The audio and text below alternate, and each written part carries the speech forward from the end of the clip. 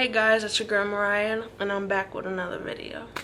As you guys seen in the title, I'm gonna be coming to you guys with, I wouldn't say bad news, but it's bad news. It's not the most accepting thing, but it has to be accepted. So, I've actually known about this for probably close to a month now. I wanted to take the time to let it sink in myself, and I wanted to be able to talk about it comfortably without getting emotional and everything like that, and seeing the ins and outs, what the next steps could be, stuff like that. So before we get into this video, if you guys haven't already, subscribe to my channel, smash that like button, comment below, let me know if you guys you know, if you have any questions, if you have any suggestions on videos, if you like my video, just say you like the video. Make sure you guys do that, and don't forget to share this video. So long story short, I spoke with my doctor, and he told me that unfortunately my CML has returned. Basically meaning transplant didn't go as expected. Some of you may know I went through some stuff during transplant, which affected my liver at the time, and I kind of pretty much almost died. But I made it through it. I'm just grateful to be alive at this point. It was upsetting hearing that the leukemia has returned, but I'm not the only one that this has happened to. It happens to other people. Stuff happens. So with that being said, I'm sure I'll have to go through another biopsy sooner or later, because I'll be almost a year out of transplant. So hopefully they can get things under control. The options my doctor had given me were to do a boost, which would mean my sister who donated her cells to me would basically do the same thing. And it would kind of give me like a little, I guess, boost.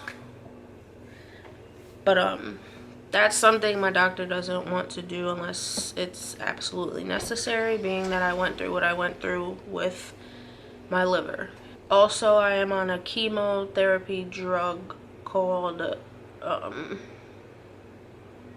want to say the old pill I was on. There's multiple pills that someone in my situation could take. When I first was diagnosed, I started off with Sprycel, which a year after taking it, it stopped working basically. So they had switched me to Cigna.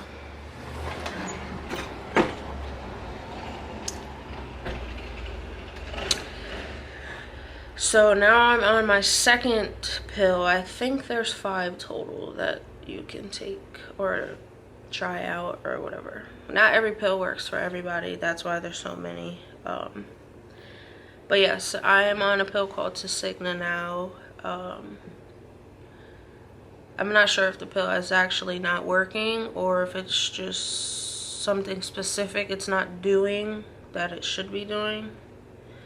But I just recently went to New York City to get blood work done, specific blood work to see what's going on, what can be done. So that's pretty much my options. Transplant was my best hope of getting rid of it, which clearly didn't work. But I'm not giving up. So it's just what's next, I guess. That's the only thing I can think about. What's next? What's to come? It's not gonna be easy. It's gonna be a long process. I am in a Facebook group chat thing that kind of like it has basically people who go through what I go through in it, and a lot of them give advice, a lot of them share their personal stories too, or you know, things they go through. So I do have other people I can communicate with about, you know, my specific situation and get, you know, different inputs on things, and just to see like what they've been through and how their body takes stuff. A lot of the people are older than me because what I have is usually older men and women get it. It, I think, is becoming more common in younger people. A lot of kids get it, and somewhat people around my age also get it. I don't mean to make this video like all depressing and but this is what I'm going through.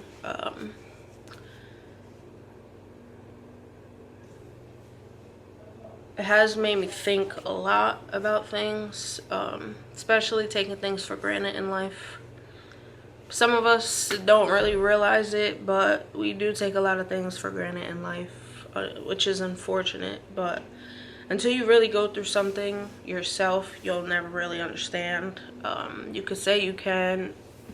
You could say you understand all you want. You can tell somebody that, you know, you feel how they feel, but unless you actually go through it, you really don't know. Like, I would never expected, I played basketball in high school, you know, I was, you know, a little hefty, still am, but I was very active, not sick at all, perfectly healthy, which I thought, but on the inside, I was going through something that I didn't know. I didn't have any symptoms. I didn't anything. So,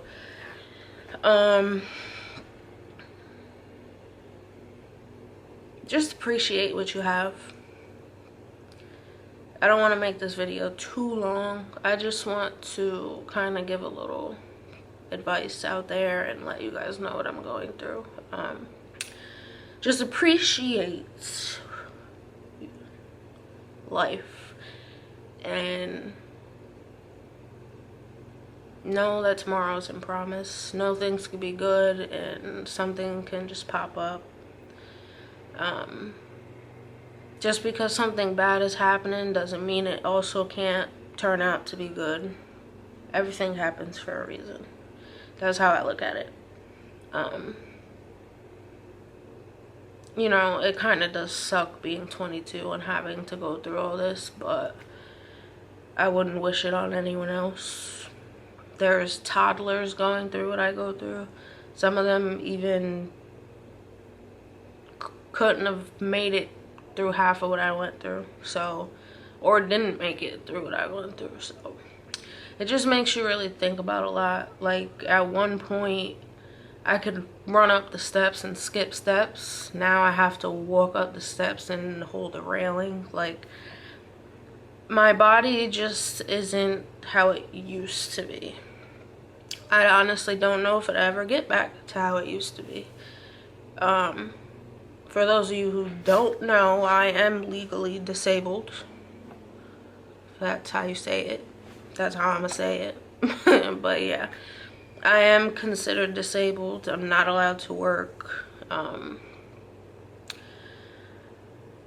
Also too, with the whole boost situation, I did ask my doctor if I would have to go through chemotherapy and everything again, because I went through that already very aggressively. And he pretty much said no, but he said if the other doctor felt more comfortable doing that before doing another boost, that it is a possibility, but it's not very likely.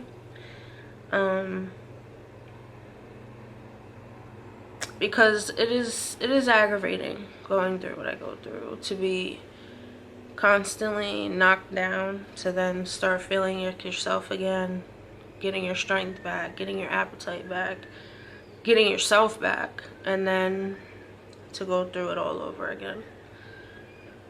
On top of losing your hair, on top of, you know, just, it's just a lot. It's a lot emotionally, mentally, physically, and it's just a pain in the ass. But I'm not complaining, I'm not giving up, and I'm gonna keep pushing. So I'm gonna end this video here.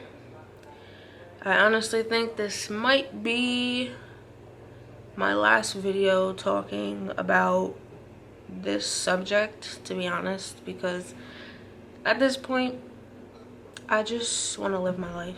So thank you guys for watching. I appreciate it. I love you guys, and until next time.